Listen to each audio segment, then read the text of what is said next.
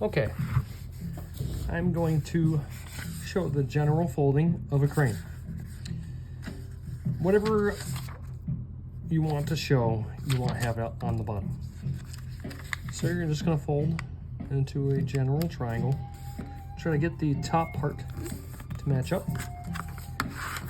Tools are useful. These are nice.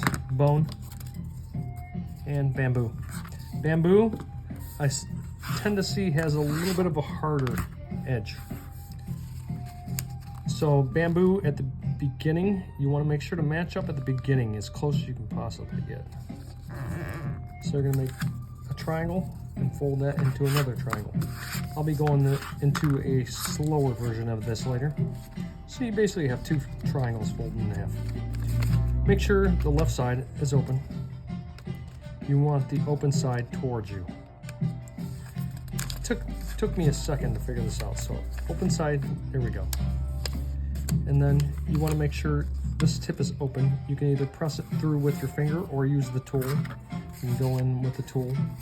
This is actually a little bit easier because it has a almost triangle shape you can actually press in. But then you want to lay it flat into a square. I use the bone a lot because it's less harsh of a fold. And I usually fold this over, and most books won't tell you to, you know, fold from here to here. They'll just say open up. But you want to give it a little bit of give. And it's easy with the tools. You can do it with a finger. You can try to get in there with the finger. Get it open, press it up, or you can use a tool. I usually go on flat and then turn. And that gives you a nice even set. Set it at the point, then fold down into the square again.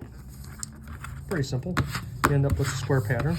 Make sure the fold is at the bottom. So you want the flaps all at the bottom, okay? Then you take the top layer, fold it in, almost to the crease. Some things you want to do to the crease. I find it's easier to do cranes if you leave a little bit of room from the crease. You're not going to get as tight of a fold, but it's fine because then you want to match this side with the other side as best you can. So I'm going to go to that, see how I'm matching it to this side, and then there's a slight gap in the middle. A lot of things you want to keep close to the crease, but I find cranes are a little easier to deal with if you're a little bit off from the crease. Irises I tend to keep folded close to the crease just because it looks sharper, it looks nicer. And then you do that top fold. They say one side, but I usually do both sides because it's easier to do the next trick. You want to open this up, fold it. See that line right there that I made with the top crease? You want to kind of poke both sides out and then lay it flat into the crease. And sometimes you'll have to work with it. But you want them lines right here to match up. You're going to lay it flat. You're going to pull this out to the other side. Same thing. You want to get it to that crease line right there. You're going to open it up, get that crease line, then start turning it out. Which makes it very, very simple. It doesn't matter if you have a lot of room in the center. I mean, it's going to disappear when you do the head fold, which is fine. Now, you see how this side is connected, this side is disconnected? You want to work with the disconnected side. And you want to fold in just the top layer. There are two layers here. See it? 1, 2. You want to take that top side and you want to fold that in. Leave a little space. It makes it a little bit easier to fold that head without having it's like a crumple effect, and I'll show you later because one of these sides is usually a little bit more better suited for making the head of the crane. That took me a little bit to figure out. You want to leave a little space. See the gap between the two lines? You gotta watch that. Always fold down from here too and up from here, or else you're gonna tear these little edges, which is very, very bad. So you'll see this little crease line diagonal on your piece. So you want to see this line on this paper right here. You want to crease it hard, hit it right at that point on both sides. Just, you don't have to alternate from one side to the other. Just go both sides. See that line right there?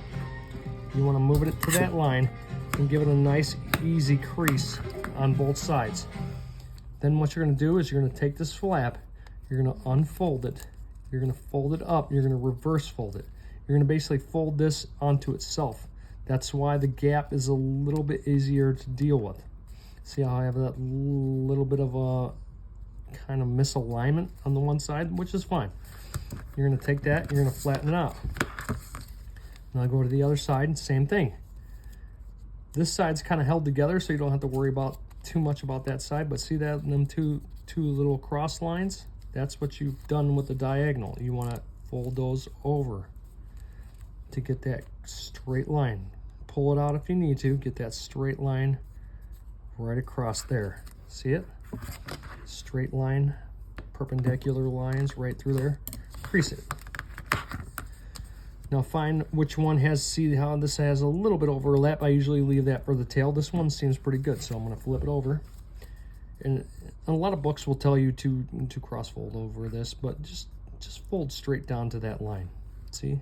Perpendicular line. Give it a nice crease. Open it up. And then that little diamond shape is going to fold in onto itself. And that gives you the little head. Okay?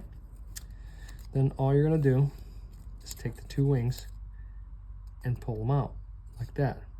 Okay? Get a nice little flat node. Now push this up to the center and pull out the base. You want to have your fingers close to the base. And then once you pull out from the base, it goes square. And when you go to string it, you'll go down through that center and then it'll string into whatever configuration you want. But that's pretty. It's a pretty little crane. Not bad.